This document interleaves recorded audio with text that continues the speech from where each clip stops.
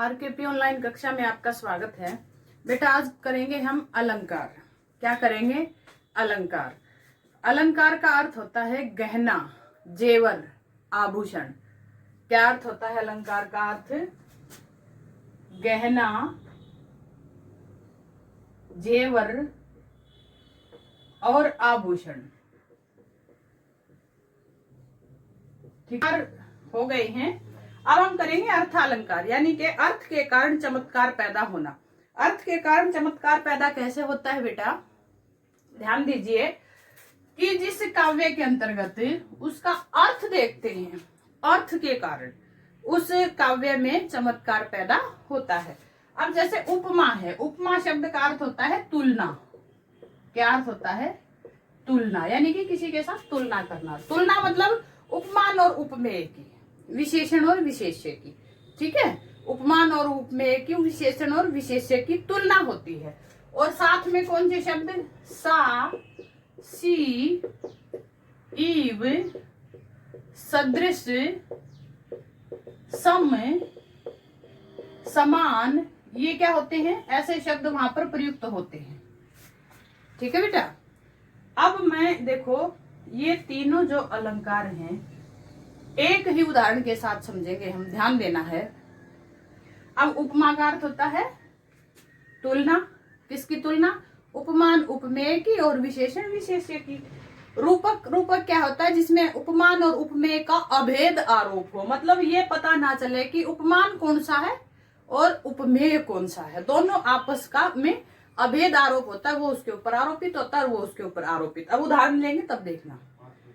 उत्प्रेक्षा, उत्प्रेक्षा क्या होता है? उपमान और उपमेय में संभावना जताता है।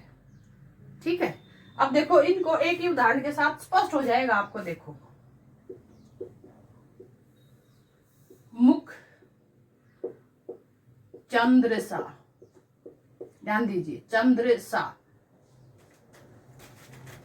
मुख चंद्र, यानी के चंद्र क्या है? चांद, मुख चेहरा, सा समान, यानी कि चेहरा चांद के समान सा। ठीक है, मुख चांद के समान, तो कौन सा हुआ? उपमा अलंकार। इसमें मुख क्या है? उपमेय है, चंद्र क्या है? उपमान है, यानी कि चेहरे की तुलना चांद के साथ की गई है। वो चेहरा किसके समान है? चांद के समान है। तो क्या हुआ? उपमान चांद हुआ और उपमेय मुख हुआ। समझ में आ गई? अब आगे है रूपक अलंकार। अब देखिए, मुख चंद्रमा, मुख चंद्रमा, ध्यान देना है। अब इसका अर्थ देखेंगे हम। मुख चंद्रमा, मुख चांद और चंद्रमा, यानी कि चांद मुंह के समान है या मुंह चांद के समान है। चांद मुंह के समान है या मुंह चांद के समान है, ध्यान देना है। अब ये योजक चिन्ह क्या है?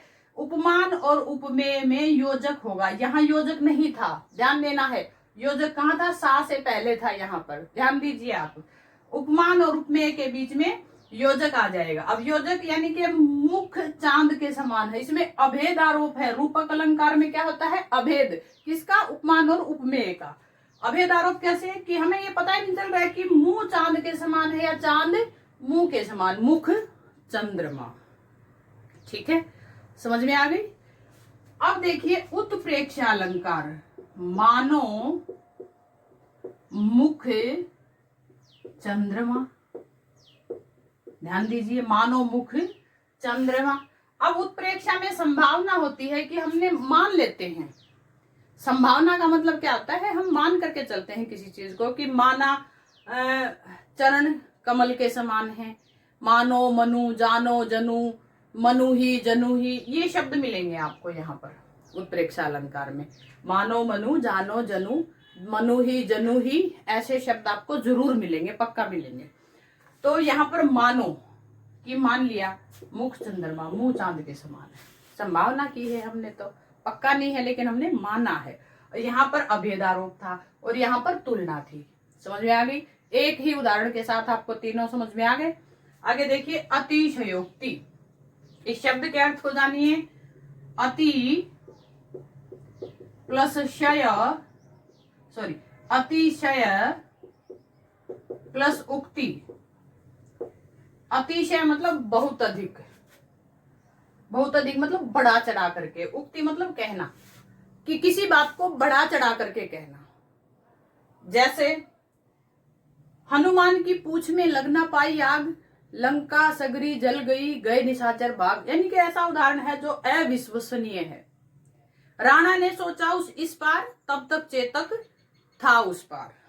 यानी कि जब तक राणा ने सोचा कि ये नदी कैसे पार की जाए, तब तक तो चेतक नदी के पार था। यानी कि अविश्वसनीय बात आती है, अतिशयोक्ति में बढ़ा चढ़ा करके कही जाती है। कि हनुमान की पूंछ में लग न पाई आग, लंका सगरी जल गई, गए निशाचर भाग। यानी कि लंका तो सारी जल गई और हनुमान की पूंछ में आग भी नहीं लग पाई। यानी कि संभावना से बहुत दूर है, यानी कि बहुत बढ़ा चढ़ा करके वर्णन है। फिर है मानवीकरण। ध्यान रख दीजिए बेटा, मानवीकरण, मानव के समान करना। अर्थात क्या करना, ध्यान दीजिए, मानव यानी कि चेतन। अब चेतन के समान किसको कर देना, जड़। जड़ मतलब प्रकृति। प्रकृति में जितनी भी चीजें होती हैं, वायु है, अग्नि है, बादल हैं, पेड़ हैं, पौधे हैं, ये सब क्या है, प्रकृति के अंतर्गत आती हैं। धरती है, ये सब क्या है, प्रकृति है। अब प्रकृति का मानव के साथ और मानव का प्रकृति के साथ, प्रकृति की तुलना मानव के साथ। यानी कि अगर प्रकृति का वर्णन होगा तो वो इस प्रकार होगा कि जैसे किसी मनुष्य का वर्णन है, किसी नायिका का वर्णन है, किसी नायक का वर्णन है। अब जैसे उदाहरण देखिए, मेघ आए बन ठन के संवर के। अब मेघ आए बन ठन के, मेघ आए बन ठन के संवर के। अब देखो, सजना संवरना किसकी प्रकृति होती है, मानव की। यानी कि मनुष्य के समान सज धज कर कौन आए, बादल आए। तो यहाँ पर बादलों का किसके साथ, मनुष्य के रूप में चित्रण किया गया है। ठीक है, समझ बेटा, समझ में आ गई। यानी कि मानवीकरण क्या होता है कि मानव के समान प्रकृति का वर्णन, या मनुष्य का प्रकृति के साथ और प्रकृति का मनुष्य के साथ वर्णन करना मानवीकरण अलंकार कहलाता है। तो ठीक है बेटा, एक बार फिर से दोहरा लीजिए, ध्यान दीजिए। अलंकार किसे कहते हैं, ध्यान दीजिए कि काव्य में चमत्कार पैदा करने वाले ऐसे तत्व जो काव्य की शोभा बढ़ा देते हैं, उन्हें अलंकार कहते हैं। अलंकार के दो भेद होते हैं, शब्दालंकार, अर्थालंकार। ठीक है, शब्दालंकार शब्द के कारण चमत्कार पैदा होता है और अर्थालंकार अर्थ के कारण चमत्कार पैदा होता है। शब्दालंकार 4 प्रकार के होते हैं और अर्थालंकार 5 प्रकार के होते हैं। तो शब्दालंकार में अनुप्रास यानी कि एक ही वर्ण की आवृत्ति बार बार, यमक 2 या 2 से अधिक बार एक ही शब्द का प्रयोग और हर बार उसका अलग अलग अर्थ। ठीक है, श्लेष अलंकार एक ही शब्द के साथ 2 या 2 से अधिक अर्थ चिपके हुए होने चाहिए। पुनरुक्ति प्रकाश यानी कि एक ही शब्द की आवृत्ति 2 बार, उसका अर्थ सामान्य होता है, वही होता है, योजक के साथ जुड़े होते हैं। फिर है आपका अर्थालंकार। अर्थालंकार यानी कि अर्थ के कारण चमत्कार पैदा होना। उपमा यानी कि तुलना होना, किसमें, उपमान और उपमेय में।